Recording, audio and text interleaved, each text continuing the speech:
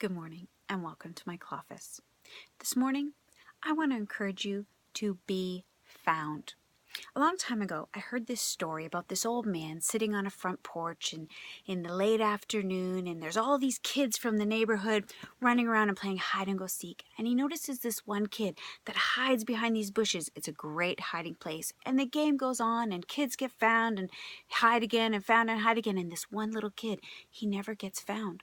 Well, it's like dinner time and kids stop playing and start going home, and all of a sudden this old man realizes that kid's still hiding. So he calls out, "Hey kid, get found!" I want to encourage you to get found, to be found.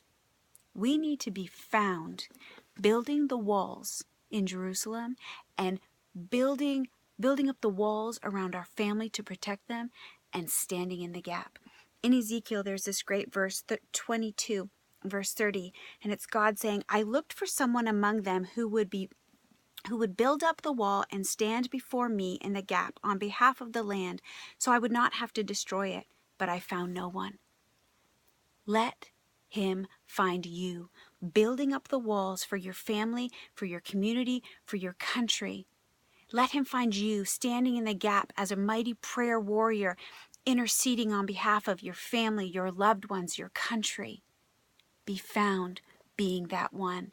Don't be like Lot, who starts to become, and his family, that they get all desensitized living in Sodom, and their moral compass gets completely lost. The stuff that Lot was allowing to happen and in engaging his family in was just out to lunch. You need your moral compass. You need to know what is right, what is wrong, despite what is popular in our culture.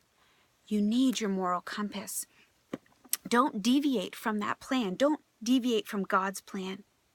But instead, be found, building up the walls for your community, for your family, for yourself, so that the enemy can't come in and rob and destroy. But know that you have a firm foundation on the truth of God's word, and that you have righteousness and God's truth around you, keeping you safe, so that you can be used for his glory. So I encourage you, two things today.